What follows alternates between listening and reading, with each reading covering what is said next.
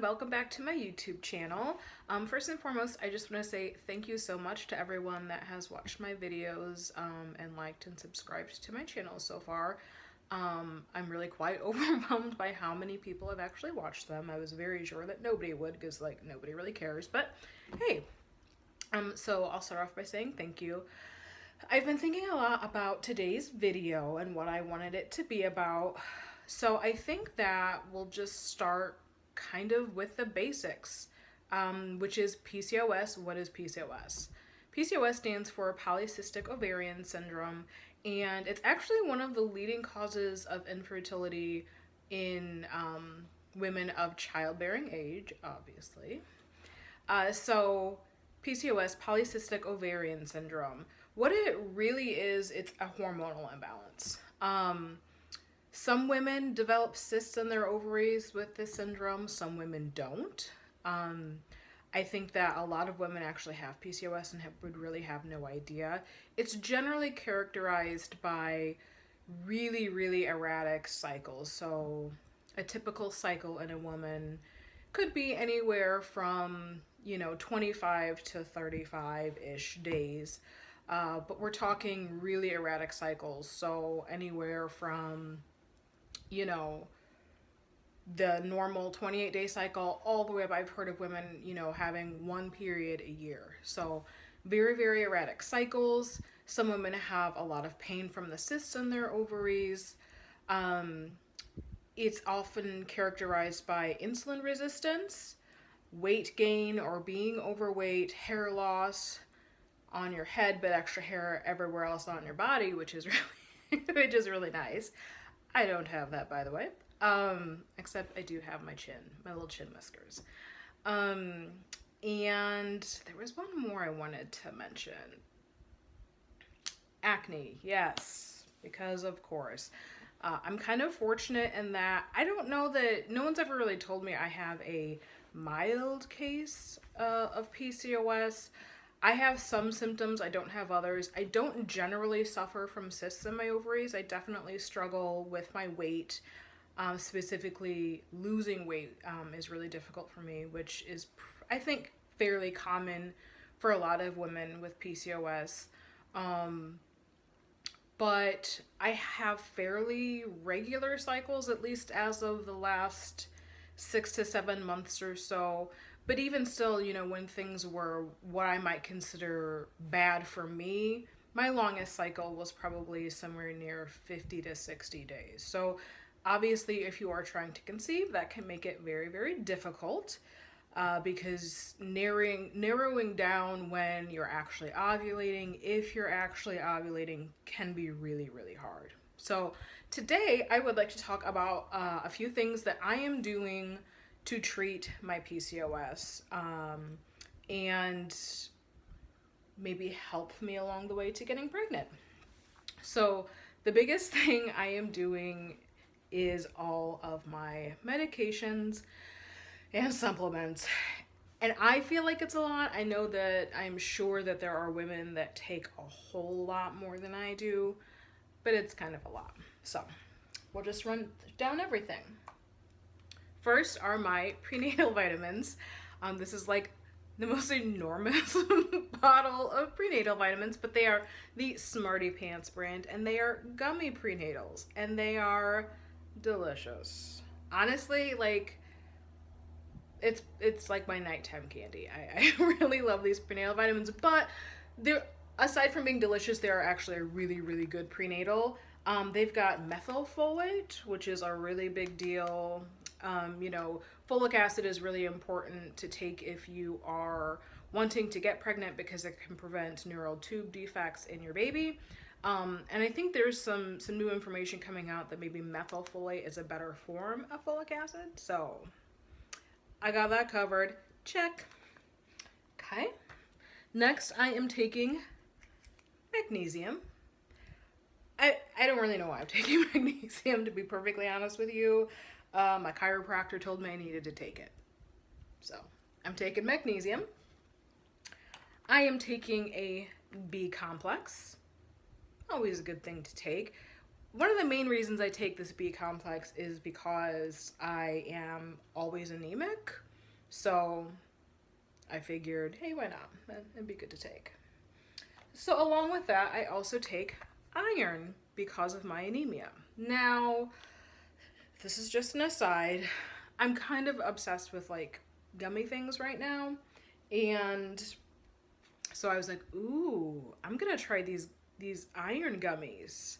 And they are purported to be grape flavored. And they're not. They're not. I honestly, I have to plug my nose every single night when I take these 2 iron gummies because they taste so bad. It's like chewing up a chewy penny. That's exactly what it tastes like. And they're like coated in whatever. They're really bad. I bought 2 giant bottles and I refuse to waste them. So I guess my fault for being greedy. They're not good. Anyway, I also take melatonin, which I mainly take melatonin for as a sleep aid, but I also discovered that melatonin can help egg quality, which somebody of my age, being 36, you know, technically I qualify as a, what do they call me? Like a geriatric, like pregnant lady when I do get pregnant, because I'm so old. I'm 36, advanced maternal age, whatever. But yeah, that can help with egg quality. So women as they age, their eggs go bad or something, I don't know. Okay, next I am taking inositol. So this is a supplement. It's actually a combination of myo-inositol and dichloroinositol. So this is a really, really great supplement for women with PCOS to take because it helps to balance your hormones, which is one of the biggest things, you know, it's the imbalance of hormones in PCOS that causes the whole gamut of, you know, dysfunction essentially. So this also helps with lowering insulin resistance, which is another common thing with women with PCOS. They have way too much insulin running around in their bodies, which again causes, does anyone know? Hormone imbalance. Okay, next I take Metformin. I take 1,500 milligrams of Metformin twice a day. Well, I guess I take 750 milligrams twice a day for a total of 1,500 per day. Metformin is typically a medication that is given to people with diabetes because it helps with their insulin levels. So again, women with PCOS tend to have too much insulin in their bodies. So this is important to help balance hormones. Women with PCOS are also at a higher risk for developing type 2 diabetes, so the metformin can also kind of help prevent that from happening down the road. I suspect probably metformin is something that I will take for the rest of my life potentially. I don't really see a whole lot changing there, which I will say that the metformin, it's a little bit to get used to. I took it back in 2014 for maybe 2 months, and I ended up quitting because I could not deal with the side effects. For me, side effects being really, really bad lower GI issues. Without going into too much detail, I don't know if you've ever had to jump up out of bed in the middle of the night to go to the bathroom. It ain't fun. And at that time, you know, my diet was pretty crappy, so metformin can very much be affected by your diet. This time around, I've cleaned up my diet a lot more. I had a little bit of the GI upset initially, which is one of the reasons that they usually recommend you to ease into metformin. Don't start off at that maximum dose that you're supposed to be at, but kind of ease into it to give your body a little bit to adjust. So that is what I did this time, and it's been smooth sailing. I am so happy.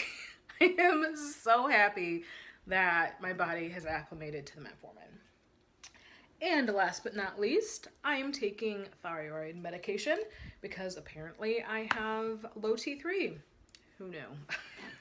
Who knew? It's amazing all of the things that you can learn when you actually go to the doctor. So I honestly have not, prior to really getting, you know, everything together at the end of last year, I had not been to the doctor since 2015. I think that I had a little bit of like, I don't want to say PTSD because I don't want to like diminish that because that's a very, very real thing. But like, I had just had not necessarily like bad experiences with the doctors, but just so many bad experiences in general between, you know, the miscarriage and all of the failed infertility treatments.